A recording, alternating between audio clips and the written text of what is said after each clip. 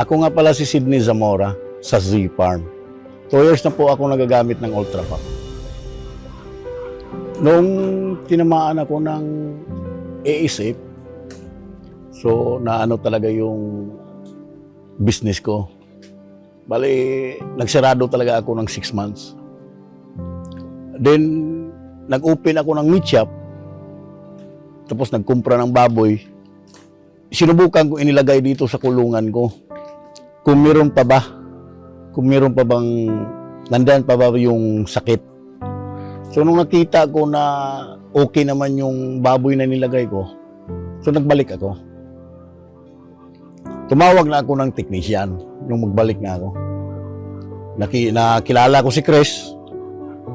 Siya na ang inano ko. Binisita niya ako dito. Nagkaintindihan kami sa ano. So hanggang ngayon, Ultra Pack na ang gamit ko. Hindi na ako umalis ng ibang feeds. Mula nang maggamit ako ng Ultra Pack feeds, EDM, meron talagang benefits sa mga alaga ko. At isa pa, yung technician, madali mong malapitan. Hindi ka mag-atubiling lapitan. At pupuntahan ka kaagad. Meron sila kaagad na meron kaagad silang reply sa kailangan mo. So, bakit pa aalis tayo ng Ultra Pack? Nasisigurado naman tayo sa mga alaga natin na meron talagang benefits.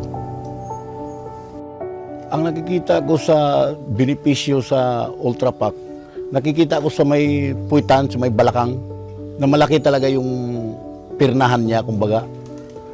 Yung pirnahan niya, tsaka sa timbang talaga. Meron talaga siyang, benefits na makikita, lalo-lalo na sa karne. Makita mo na nag-layer-layer yung laman niya. Hindi yung na puro taba. Hindi, nag-layer talaga siya as in na, kumbaga, laman, taba, kunti, laman. Meron talaga siyang talaga. So, bakit hindi tayo tuluyan na lang mag-Ultra Pack? Meron naman tayong nakikitang benefits sa isa talaga yung sa pirnahan niya sa balakang. Makikita mo talaga yung ang kahinatnan noon sa Ultra Pack na ibinigay doon sa alaga natin. Ako laki kong pasasalamat sa Ultra Pack na naging partner ko sa aking pagpaparming. Malaki talagang itulong niya sa akin na makarecover ako sa nangyari sa pag-aalaga ko. Salamat, Ultra Pack.